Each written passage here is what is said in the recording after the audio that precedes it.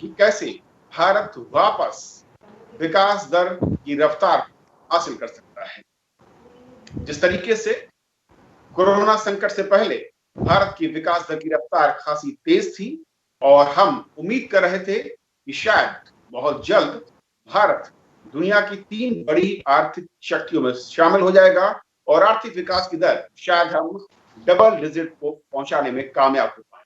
लेकिन 2020 की शुरुआत में कोरोना संकट के चलते दुनिया भर की अर्थव्यवस्थाओं को हिलाकर रख दिया और इससे भारत भी अछूता नहीं है।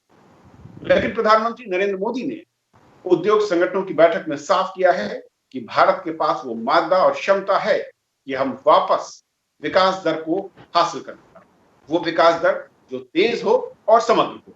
तो आप समझेंगे कि कोरोना संकट के बीच हमारे सामने ये चुनौती कितनी बड़ी है, वो रास्ते क्या हो सकते हैं जिनके जरिए भारत विकास दर को पुनः हासिल कर ले, और इसे समझेंगे अपने 3 बेहद खास मेहमानों के जरिए। हमारे साथ हैं doctor Subhash Chandra Pandey sir, former special secretary, financial adviser, ministry of commerce and industry, government of India. बहुत बहुत स्वागत सर आपका। हमारे साथ दिलीप चिनॉय सर हैं, सेक्रेटरी जनरल फिक्की से। बहुत बहुत स्वागत सर आपका। और हमारे साथ वरिष्ठ पत्रकार आर जगन्नाथन सर हैं, जो कि आर्थिक मामलों पर बहुत ही गहरी पकड़ रखते हैं। सर बहुत बहुत स्वागत आपका।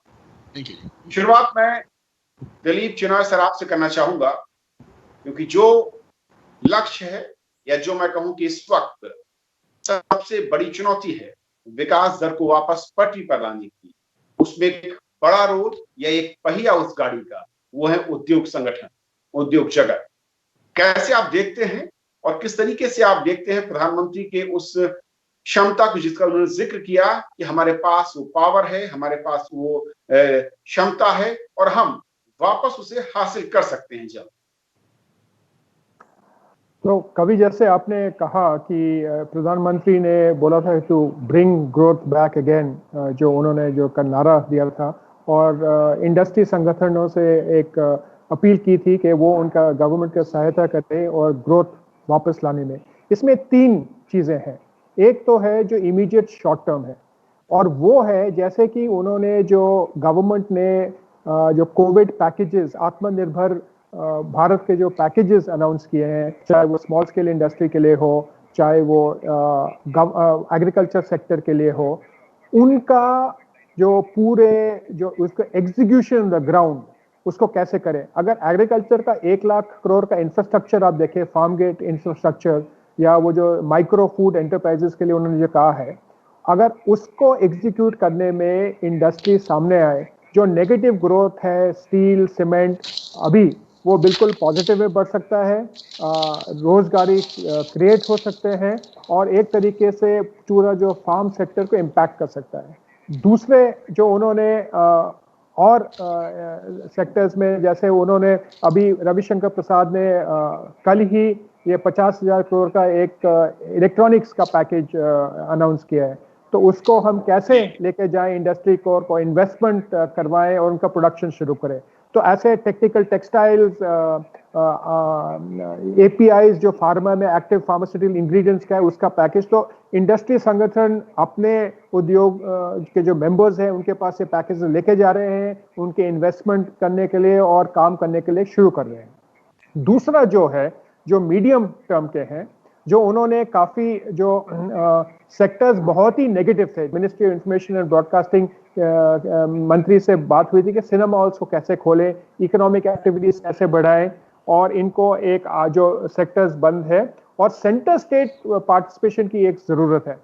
तीसरा है जो प्रधानमंत्री ने अपने भाषण में भी कहा था, जैसे फिक्की ने एक फर्नीचर्स का जो उन्होंने जो जिक्र किया था, और एयर कंडीशनिंग का जो लॉन्ग टर्म प्लान है, उसको हम कैसे इन्वेस्टमेंट लाए और उनको इम्प्लीमेंट करें और ऑन द ग्राउंड प्रोडक्शन शुरू करें। तो शॉर्ट टर्म है, मीडियम टर्म है और लॉन्ग टर्म है। इसमें 3 चीजें की जरूरत है। पहले, स्टेट और सेंटर में कोऑर्डिनेशन होना चाहिए about movement of people and goods. अभी भी कई स्टेट्स जो है वो मूवमेंट ऑफ पीपल को एक तरीके से नहीं फैसिलिटेट कर रहे हैं। दूसरा है जो रेलवेज को और स्टेट रोड ट्रांसपोर्टेशन को ये ट्रेन्स और बसेस शुरू करने हैं, क्योंकि जो श्रमिक जो अपने गांव वापस चले गए थे और कई श्रमिक हैं जो होली के लिए गए थे और वो वापस नहीं आ पाए क्योंकि कोई साधन नहीं था। तो उनको एक वापस आने का एक परिस्थिति की योजना करें कि वो आकर के, क्योंकि अब से सबसे बड़ी जो समस्या इंडस्ट्री में है कि लोग काम करने के लिए लोग नहीं मिल रहे हैं, चाहे कुछ इंसेंटिव दो। तो ये दूसरा है। तीसरा है जो पूरा लॉजिस्टिक्स में जो हम फोकस दे रहे हैं और जो इंफ्रास्ट्रक्चर में फोकस दे रहे हैं, अगर हम इंफ्रास्ट्रक्चर स्पेंड और ये लॉजिस्टिक्स के ऊपर ध्यान दें तो कॉस्ट ऑफ डूइंग बिजनेस और ईज ऑफ डूइंग बिजनेस के साथ ये आगे हो सकता है। पांडे साहब, जिस तरीके से दिलीप साहब ने जो शॉर्ट टर्म और लॉन्ग टर्म एक प्लानिंग और जो कहां पर फोकस करना है उसका जिक्र किया, अब इस वक्त में जब हम देख रहे थे कि सिर्फ और सिर्फ इसेंशियल कमोडिटी पर ही फोकस था लॉकडाउन के बीच में, लेकिन जब धीरे धीरे लॉकडाउन खुल रहा है, कई राज्यों ने इसे खोल दिया है, तो ऐसे में अगर विकास दर को वापस हमें पटरी पर लाना है तो आपके नजरिए से शुरुआती स्तर पर क्या पहले वो स्टेप होने चाहिए सेंटर या फिर स्टेट गवर्नमेंट की ओर से? ये समय ऐसा है जिसमें बहुत सारे सेक्टर्स में जो सुधार किए गए हैं जिनका मकसद ये है कि इस पीरियड को हम यूज करें अपनी इंफ्रास्ट्रक्चर और लॉजिस्टिक्स और इंडस्ट्रियल कैपेसिटी को मजबूत करने के लिए। तो जैसे रेलवेज है, हाईवेज हैं, पोर्ट्स हैं, जितना भी लॉजिस्टिक्स है, और उसके अलावा एनर्जी सेक्टर है, डिफेंस है, तो एयरपोर्ट्स हैं, तो ये इन सब में जो काम करना है, जो इन्वेस्टमेंट करना है, बहुत सारा इन्वेस्टमेंट जो एब्जॉर्ब कर सकते हैं, बैंक क्रेडिट को भी एब्जॉर्ब कर सकते हैं। तो ये एक ऐसी लेटेंट डिमांड है जो कि इस समय हम जो काउंटर बैलेंस कर सकती है कंज्यूमर डिमांड को, investment of infrastructure demand. Rental housing का जैसे जिक्र किया, तो अभी जो भी ये आत्मनिर्भर अभियान में जो पैकेज ऑफ रिफॉर्म्स है, सेक्टोरल रिफॉर्म, उनका मकसद यही है कि इन सारी चीजों में जो इन्वेस्टमेंट्स अटके हुए हैं, कोल है, माइनिंग है, और हेल्थ केयर तो अपनी जगह है ही। अभी इस समय कोरोना के समय देश उभरा है एक reliable pharmacy of the world के तौर पे, और ये ज्यादा ग्लोबल रिलायबल फार्मेसी तब बन सकती है जबकि हम पूरी तरह से क्वालिटी कंट्रोल्स पर भी ध्यान दें, और जो हमारी एपीआईज पर जो इंपोर्ट डिपेंडेंस है उसको भी हम रिड्यूस करने के लिए काम करें। तो ये इतने ऐसे मौके हैं जिसमें कि इकोनॉमिक एक्टिविटी के लिए और क्रेडिट को एब्जॉर्ब करने के लिए बहुत स्कोप है। ओके, तो जगन्नाथन सर, अगर मैं कोविड इरा से पहले की बात करूं, क्योंकि वहां पर जो जीडीपी में मेजर रोल था, वो जो पैरामीटर सेक्टर थे, चाहे वो मैं कहूं कि सर्विस सेक्टर की बात करें या मैन्युफैक्चरिंग को लेकर बात करें, एग्रीकल्चर की बात करें, और आफ्टर कोविड क्या ये पैरामीटर बदल जाएंगे? क्या जो शेयर है उन सेक्टर्स का वो बदलेगा और नए सेक्टर का कंट्रीब्यूशन ज्यादा अहम होगा जहां फोकस करना है? हाँ जी, ये कोविड के बारे में, कोविड के बाद में बहुत कुछ सेक्टरल एम्फोसिस शिफ्ट हो जाएंगे। एक तो पहले का जो था हमारा एग्रीकल्चर बहुत ही मैन्युफैक्चरिंग भी स्टैटिक था, सर्विसेज उभर रहा था, जैसे कि जहाँ के 50-60% जीडीपी सर्विसेज से आ रहा है। कोविड के कारण सर्विसेज में मैक्सिमम इम्पैक्ट हुआ है, और उसके पहले जीएसटी के कारण भी सर्विसेज में बहुत ज्यादा इम्पैक्ट हुआ, क्योंकि सर्विसेज में ज्यादा सेट ऑफ्स नहीं है। मैन्युफैक्चरिंग में इनपुट्स का बहुत सेट ऑफ्स होता है, इसलिए मैन्युफैक्चरिंग जीएसटी से बहुत फायदा मिला उनको। लेकिन अगर सर्विसेज देखें, ज्यादातर उनका एम्प्लॉय होते हैं, ज्यादा लेबर होता है या और कोई इंटेंजिबल इनपुट्स होता है, उसके कारण सर्विसेज जब आप सीधा आपने 18% कर दिया, वो सब सर्विसेज स्लो हो गए, और सर्विसेज मैक्सिमम इम्पैक्ट हुए थे कोविड के पहले, और कोविड के बाद सर्विसेज और भी इम्पैक्ट हुए, क्योंकि सर्विसेज हाई टच सर्विसेज होते हैं। जैसे कि आप बस सर्विस रन करें या बार्बर शॉप रन करें, ब्यूटी पार्लर रन करें, सबको पास में रह के काम करना पड़ता है। अगर आप टोटल ये मौका है एक्चुअली कि आप जब स्टिमुलस देने वाले हैं, अभी तक तो डिमांड स्टिमुलस नहीं दिया, अपने मीडियम टर्म सप्लाई स्टिमुलस दिया है, जहां पे इन्वेस्टमेंट्स नए जगह पे जा सकते हैं। लेकिन अगर आप डिमांड स्टिमुलस करना चाहते हैं तो अक्रॉस द बोर्ड जीएसटी आपको काटना पड़ेगा, विद सर्विसेज में थोड़ा ज्यादा ही काटना पड़ेगा। अगर आप जीएसटी के 7-8 रेट्स हैं, उसको अगर आप 3 कर सकते हैं, 5, 15 और 25, तो जीएसटी में भी सुधार आएगी डिमांड बूस्ट स्टिमुलस भी हो सकता है, जैसे कि 2008 में हमने excise duty across the board cut किए थे, सर्विस टैक्स भी कट किए थे। इस बार हमें वही करना पड़ेगा, लेकिन साथ में हम जीएसटी में भी परिवर्तन ला सकते हैं, जिससे वो रैशनल हो जाए। अभी बहुत सारे रेट हैं, 1% रेट है, 3% रेट है, एक रेट है जिसमें with input tax, without input tax. इतना कॉम्प्लेक्सिटी कर दिया हमने कि उसको सिंप्लीफाई करना है, इसलिए 3 रेट स्ट्रक्चर करना चाहिए। वैसे वो खुद अपने आप स्टिमुलस बन जाएगा और सर्विसेज को मैक्सिमम बेनिफिट मिलेगा, वही करना चाहिए हमें। तो क्या ये कहा जाए कि इस वक्त इंडस्ट्री के पास लिक्विडिटी भी है, प्रोडक्शन के लिए तैयार भी है, लेकिन सबसे बड़ा चैलेंज है डिमांड को, और डिमांड के लिए जैसा कि जगन्नाथन सर कह रहे हैं कि स्टिमुलस की जरूरत है, एक पैकेज की जरूरत है जो कि डिमांड ओरिएंटेड हो और डिमांड पर ही फोकस करने की जरूरत है, चाहे वो सरकारें हो या फिर अलग अलग दूसरे सिस्टम हो। बिल्कुल सही कवि, जो जगन ने कहा था बिल्कुल सही कहा था।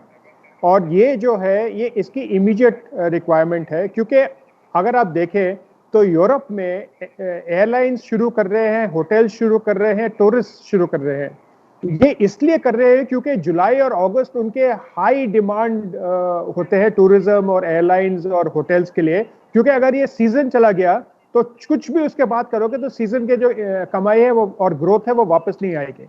तो इसलिए इंडिया में जो अभी जो सीजनल डिमांड है, जैसे वाइट गुड्स है, एयर कंडीशनर्स है, ऑटोज है, जो अभी सीजनल डिमांड है, इसमें अगर हम डिमांड स्टिमुलेट करें। अगर आप देखें तो गवर्नमेंट ने पिछले साल सितंबर, अक्टूबर, नवंबर में district by district loan Mellors किए थे। उससे 2-3 चीजें हुए थे। एक तो जीएसटी कलेक्शंस बढ़े थे तो गवर्नमेंट का रेवेन्यू आया था, दूसरा डिमांड जनरेट हुआ था, और तीसरा जो वहाँ के जो लोकल इकोनॉमीज हैं उनको काफी फायदा हुआ था। तो वैसे एक तरीके से करें। और जो जगन ने कहा था कि जीएसटी पे, क्योंकि जीएसटी में अभी कुछ खास बदलाव नहीं आया है, क्योंकि स्टेट्स और सेंटर को अग्री करना पड़ेगा, और ये स्टेट्स अगर पुश करे सेंटर को कि जीएसटी में अभी वो रिडक्शन लाइक चाहे 2 महीने के लिए हो या चाहे 3 महीने के लिए हो, जो वॉल्यूम इंक्रीज होगा और जो इन्वेंट्री क्लियर होगा उसका काफी फायदा होगा पूरी इकोनॉमी में। तो वो एक डिमांड स्टिमुलेशन का, जैसे जगन्नाथ जी ने कहा, वो बहुत ही इंपॉर्टेंट है। दूसरा, क्योंकि अभी सेल्स और डिस्ट्रीब्यूशन अभी फुली तरीके से खुला नहीं है, तो अगर आप देखें सिरेमिक्स के वेयर हाउसेज और रिटेल और जो मॉल्स में और जो मार्केट्स में दुकानें थे वो खुले नहीं थे। तो अगर इन्वेंट्री है अभी सिस्टम में तो कोई प्रोडक्शन नहीं करेगा जब तक इन्वेंट्री क्लियर नहीं होगा। तो इस इन्वेंट्री क्लियरेंस के लिए अभी मार्केट्स खुलने चाहिए। जो उन्हें कर्फ्यू जो कम किया है 9 PM to 5 AM, ये बहुत ही अच्छा किया, क्योंकि मार्केट्स ज्यादा देर खुलेंगे और जो पेंट अप डिमांड है वो एक तरीके से बहुत फायदेमंद होगा। जो इसेंशियल कमोडिटीज है और जो फूड प्रोडक्ट्स में है, अभी उसमें ज्यादा कुछ करने की जरूरत नहीं है, क्योंकि उसका डिमांड है, उसकी प्रोडक्शन चल रही है और उसका जो कंजम्पशन भी बढ़ रहा है। तो अगर आप सिलेक्टिवली, जैसे उन्होंने 2008 का एग्जांपल दिया था, वो बहुत फायदेमंद होगा डिमांड स्टिमुलेट करने के लिए। जगन्नाथन सर, लेकिन कुछ लोग ये भी कह रहे हैं कि इस वक्त जो चीन की कंडीशन है और जिस तरीके से इंटरनेशनल सिनेरियो में उसकी ताकत कब हुई है और जो मैन्युफैक्चरिंग हब माना जाता था वो शिफ्ट होता दिख रहा है, तो क्या वो भी एक फील्ड है जहां पर आपको लगता है कि इंडिया के पास पोटेंशियल है और वो ग्रोथ को ड्रिवन करने का मादा रखता है, ताकत रखता है? हाँ, वो तो कर सकते हैं, लेकिन वो इमीडिएटली नहीं होगा। अगर आप इन्वेस्टमेंट शिफ्ट करने के लिए आज पैकेट दें, जैसे कि चिनाई साहब ने कहा कि 50,000 crore electronics production linked incentive की बात कर रहे हैं, या ड्रग API जो कहते हैं एक्टिव फार्मास्यूटिकल इंग्रेडिएंट्स, यहाँ बनाने के लिए कुछ इंसेंटिव पैकेज है 10,000 करोड़ की बात कर रहे हैं। लेकिन अभी अगर आप इस साल में लागू करेंगे, उसका बेनिफिट आपको अगले साल या उसके बाद में मिलेगा। ये सब सप्लाई साइड इंसेंटिव से जो इस साल में कोई फर्क नहीं पड़ने वाला है, लेकिन जरूरी है, वो करना चाहिए। इसलिए लेकिन अगर हम ये सस्टेन पैकेज करें जहाँ के मैन्युफैक्चरिंग यहाँ शिफ्ट करें और ease of doing business, logistics cost, यहाँ के ना हमारे मैन्युफैक्चरिंग यूनिट से पोर्ट जाके एक्सपोर्ट करने में चीन में जहाँ अगर $2 पर X टन हो, यहाँ पे $4 होगा। लॉजिस्टिक्स कॉस्ट को आपको बहुत कम करना पड़ेगा, तभी एक्सपोर्ट कॉम्पिटिटिव होगा। लेकिन मैन्युफैक्चरिंग शिफ्ट करने में इंसेंटिव बेस्ड कर सकते हैं, लेकिन उसके साथ में आपको लॉजिस्टिक्स और पावर कॉस्ट कम करने पड़ेंगे, वो बहुत जरूरी है। पारे सर, लेकिन प्रोडक्शन लाइन में एक और चीज जो क्या हर्डल्स के तौर पर है जो दिखती है, जिस तरीके से माइग्रेशन हुआ, रिवर्स माइग्रेशन लेबर का, उसके चलते वहां पर आपको लगता है कि ये अगर हम फुल स्पीड में या पूरे की पूरे शिफ्ट के साथ काम शुरू होता है प्रोडक्शन का, वहां पर एक ये हर्डल है जिसको हमें शुरुआती लेवल पर ही चेकआउट करना होगा। जी हाँ, उसके लिए तो कुछ राज्यों ने पहल की है और as an emergency measure working hours को एडजस्ट किया है जी, और ये एक टेम्परेरी मेजर है। It is not suppose to be a permanent measure of extending working hours, that will be the violation of labor right. So that emergency measure can help boost the thing and also help in maintaining social distancing schedules. But जैसा कि अभी जगन्नाथन साहब ने कहा कि GST को modulate करके for the time being जो डिमांड के है, तो वो उसका तो इसको वो काफी पहले से रहा है। हमारे जो अभी एवरेज जीएसटी रेट्स हैं, क्योंकि उसका बेस वाइड नहीं है और पूरी वैल्यू एडिशन चेन सारे प्रोडक्ट्स की कवर नहीं है, इसलिए वो पर्टिकुलर प्रोडक्ट्स पर बहुत हाई दिखाई देता है। तो इसलिए हमेशा से टेक्निकल एक्सपर्ट्स का तो हमेशा से ये रहा है, जब से शुरुआत में भी हुआ था कि 16% हो, अक्रॉस द बोर्ड हो एवरेज। तो वो रेट्स में रैशनलाइजेशन की गुंजाइश है, और जो कई प्रोडक्ट्स अभी बाहर हैं जीएसटी नेटवर्क से, उनको लाने की उसमें गुंजाइश है। और across the value addition network उसमें इनपुट टैक्स क्रेडिट अगर ट्रांसमिट हो तो इसमें हो सकता है। लेकिन जहां बेसिक इनकम डेफिसिट्स हैं, तो वहां पर मार्जिनल जीएसटी कट करने से डिमांड पर उतना फर्क नहीं पड़ेगा। इसलिए हमें बैलेंस करना है। कंजम्पशन डिमांड, हमारी इकोनॉमी कंजम्पशन ड्रिवन है, इन्वेस्टमेंट ड्रिवन नहीं है। लेकिन ये ऐसा वक्त है कि जो हम अगले 1-2 साल हम इन्वेस्टमेंट पर फोकस करके एक लॉन्ग टर्म बजाय शॉर्ट टर्म फोकस रखते हुए लॉन्ग टर्म की तरफ हम देख सकते हैं। ओके, अगर दुनिया के दूसरे देशों से हम कंपेयर करें इंडिया की कंडीशंस को, जैसा कि पांडे सर भी कह रहे हैं कि यहाँ पर जो है डिमांड ओरिएंटेड एक मार्केट है, वो एक प्लस पॉइंट दिखता है। और शायद यही वजह है कि दुनिया के तमाम देश जब थोड़ा सा भी पॉजिटिव ग्रोथ रेट की तरफ बढ़ना चाहें तो उनके सामने मुश्किलें काफी ज्यादा हैं कंपेयर टू इंडिया। हाँ, तो जैसे प्रधानमंत्री ने कहा था कि भारत में 3 डी है, और डेमोग्राफी, डेमोक्रेसी और डिमांड। तो अब क्या हो गया है, जैसे क्योंकि कोविड के द्वारा जो अर्निंग कैपेसिटी है लोगों की वो घट गई है, तो इस समय में डिमांड का जो उनका, अगर वो एक चीज 100 रुपए में खरीदते थे, अभी वो सेम चीज देख रहे हैं कि उनको 80 या 90 में मिले तो वो खरीदेंगे। तो इसलिए जैसे दोनों जगन्नाथन साहब और पांडे साहब ने कहा था कि ये जीएसटी में अगर हम मॉड्यूलेशन करें और उससे वो डिमांड एक्चुअली इंक्रीज करें, और क्योंकि अभी इंपोर्ट से ज्यादा आ नहीं रही हैं, तो लोकल प्रोडक्ट्स के लिए डिमांड बढ़ेगा, लोकल कंजम्पशन होगा और पूरी इकोनॉमी की बैक ऑन ट्रैक आ जाएगी। तो ये एक खास चीज है, डिमांड को स्टिमुलेट करना। और जैसे जगन्नाथन साहब ने कहा कि सारे जो अभी जो पैकेज में जो दिए गए थे वो सारे सप्लाई साइड इंटरवेंशन थे, डिमांड साइड इंटरवेंशन खासतौर से नहीं थे। हाँ, आप कह सकते हो कि जो श्रमिक वर्कर्स को और जो एग्रीकल्चर को और जो डायरेक्ट बेनिफिट ट्रांसफर किया था और फ्री गैस सिलेंडर्स दिए थे, फ्री फूड दिया था, वो एक तरीके से उनको एक फाइनेंशियल इंसेंटिव मिला है कि वो उनके पास पैसे किसी और चीज के ऊपर खर्च करे। लेकिन वो डिमांड साइड सिमुलेशन नहीं किया जाता। तो डिमांड साइड सिमुलेशन की अभी थोड़ी सी जरूरत है, और उसको इस तरीके का करना चाहिए और शॉर्ट पीरियड के लिए करना चाहिए कि फिस्कल पे ज्यादा असर ना पड़े, और लेकिन वो इंसेंटिव हो। क्योंकि अगर आप जीएसटी थोड़े दिनों के लिए घटाएंगे तो वो एक इंसेंटिव होगा कि मैं इमीडिएटली परचेस करूं, नहीं तो अगर मैं बाद में परचेस करूंगी या करूंगा तो वो उसका प्राइस बढ़ जाएगा। तो एक ह्यूज करेगा। और एक्चुअली क्या हुआ कि ऑटो सेक्टर में वो कोविड आने का समय बहुत ही अनफॉर्चुनेट था, क्योंकि फरवरी और मार्च में ऑटो सेक्टर ह्यूज डिस्काउंट्स देते थे।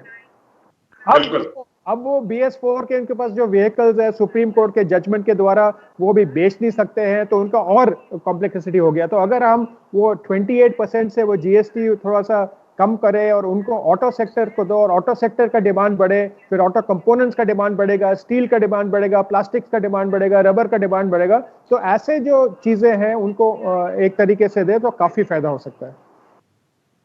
जगन्नाथन सर, लेकिन सरकारों के लिए मैं समझता हूँ कि शायद दोहरी चुनौती है। एक तरफ अगर वो GST को लोअर डाउन करते हैं, ऑलरेडी टैक्स कलेक्शन काफी लोअर साइड पर दिख रहा है इस लॉकडाउन के बीच में, क्योंकि मार्केट क्लोज थे, डिमांड बहुत कम थी। और ऐसे में अगर डिमांड साइड इंसेंटिव की बात करूं तो एक तरफ टैक्स का कलेक्शन कम है, GST और अगर कम करते हैं तो फिर उनके पास एल्बो रूम कितना होगा? देखिए, अभी GST का रेवेन्यूज इतना कम हो गया है तो टोटल टॉप रेट काटने से आप और कम नहीं होगा। अभी तो उससे डिमांड स्टिमुलेट होके एक्चुअली रेवेन्यूज बढ़ेंगे। ये जून में मानता हूं कि ट्रांजिशन मंथ है जहां पे हम लॉकडाउन से रिवाइवल शिफ्ट कर रहे हैं, माने गियर चेंज कर रहे हैं इकोनॉमी के। अभी तक तो स्लो डाउन और जीरो और नेगेटिव ग्रोथ हो रहा था, अभी जुलाई से बहुत पॉजिटिव ग्रो हो गया। अभी मई में भी देखिए, अगर पेट्रोलियम डिमांड अप्रैल में 50-60% डीजल और पेट्रोल के कंजम्पशन कट गए थे, अभी मई में ऑलरेडी रिवाइवल हो गया, 30-35% फॉल ही हुआ है, माने 2/3 ऑफ नॉर्मल डिमांड अभी आ गया है। अभी जून में और भी बढ़ेगा और जुलाई से एनर्जी डिमांड फुल फ्लेज हो जाएगा। इसके माध्यम से क्या बोल रहे हैं कि अगर आप ये जुलाई में अगर GST कट करेंगे तो आपको शायद डिमांड रिवाइवल, जैसे चिनाई साहब कह रहे थे, डिमांड रिवाइवल बहुत शार्प होगा और नेक्स्ट क्वार्टर में आपको एक्चुअली GST रेवेन्यूज बढ़ेंगे, कम नहीं होंगे, क्योंकि ऑलरेडी वो घट चुके हैं इतना कि उससे नीचे तो गिर नहीं सकते। अभी राइट टाइम स्टिमुलस जुलाई में देने का है। सो जुलाई टू सितंबर अगर करेंगे, अक्टूबर से नॉर्मल बिजी मंथ हो जाता है, तेजी का टाइम हो जाता है, तब नॉर्मल डिमांड पिकअप हो जाएगा। लेकिन ये क्वार्टर में अगर आप डिमांड स्टिमुलस करेंगे तो GST का जो घाटा हो रहा है वो ग्रेजुअली जल्दी फिल हो जाएगा। और एक जो एस्पेक्ट है जिसकी आशंका कई लोग कह रहे हैं जगन्नाथन सर, कि जॉब में सैलरी कट कुछ सेक्टर्स में दिखा और कुछ लोगों के सेक्टर में जॉब जाने का भी खतरा। ये जो फियर फैक्टर है, क्या इसको भी वो रूल करना होगा, कंट्रोल करना होगा? हमें डिमांड को ज्यादा तेजी के साथ हमें देखना है मार्केट में। हाँ जी, ये क्या होता है ना, जब डिमांड कम हो जाता है, लोग पहले कॉस्ट कटिंग करते हैं। कॉस्ट कटिंग में मोस्ट वेरिएबल कॉस्ट है, जो टेम्पररी लेबर, माइग्रेंट लेबर जो है, वो कॉस्ट पहले काट देते हैं लोग। जैसे कि अगर मेरा प्रोजेक्ट बंद हो गया तो कॉन्ट्रैक्टर जिसने लेबर यूपी या बिहार से लेके आया, उसको पहले उसके तनख्वाह बंद हो जाते हैं, इसलिए अभी उनको वापस लाना मुश्किल है। इसलिए इसके लिए 1-2 महीने के लिए अगर यानी नेक्स्ट क्वार्टर में अगर सैलरी सपोर्ट देंगे तो ये लोग वापस आ सकते हैं, क्योंकि छोटे और मध्यम साइज के एंटरप्राइजेस जो हैं उनके पास कैश फ्लो नहीं रहती है जिससे ये इनको तनख्वाह दे सकते हैं। इसलिए पहले वो लेबर को काट देते हैं। बड़े बड़े इंडस्ट्रीज तो थोड़ा उनका थोड़ा सेविंग्स है, जिससे वो उनको मैंने लेबर काटना नहीं पड़ता है। लेकिन स्मॉल एंड मीडियम एंटरप्राइजेस में पहला जॉब्स ही कट होते हैं, इसलिए सैलरी सपोर्ट 2-3 महीने की देने से वो जॉब्स रिस्टोर हो सकते हैं।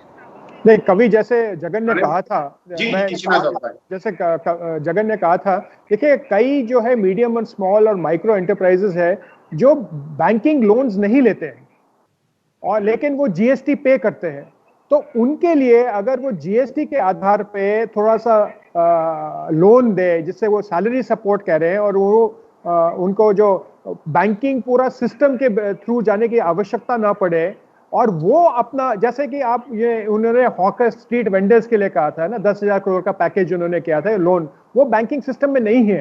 तो ऐसे अगर आप करेंगे और सैलरी सपोर्ट देंगे तो वो जो लार्ज स्केल में लोगों को एम्प्लॉय करते हैं, कॉन्ट्रैक्टर्स जैसे कहा, और अभी मॉनसून आएगा तो कंस्ट्रक्शन वैसे ही एक चैलेंज हो जाएगा, तो वो एक बहुत ही बड़ा हम ले सकते हैं और इसको एक पूरे वो सेक्टर को जो माइक्रो और मीडियम एंटरप्राइजेस है आउटसाइड बैंकिंग चैनल्स, उनके लिए काफी सुविधा होगी। और वो ESI भी देते हैं, EPF भी देते हैं, लेकिन वो लोन्स नहीं लेते हैं, और वो जो बैंकिंग में जो अभी सुधार किया है उनका कोई फायदा नहीं है उनके लिए। ओके पांडे सर, आखिर में आपका क्लोजिंग रिमार्क चाहूंगा कि कुछ और सुझाव या फिर रास्ते इंडस्ट्री की तरफ से भी जो कदम उठाने की जरूरत है और सरकारों की ओर से। देखिए, जो अभी हम बात कर रहे थे आत्मनिर्भर अभियान का पैकेज जो है वो सप्लाई साइड पैकेज है और डिमांड नहीं है। मैं उसमें थोड़ा सा करेक्शन ये करना चाहूंगा कि ये जो so called supply side package भी है, ये भी अपने आप में जो इसमें लाइवलीहुड्स इन्वॉल्व हैं, एमएसएमईज एंड अदर इंडस्ट्रीज, उनकी डिमांड को प्रोटेक्ट करता है, बूस्ट करता है।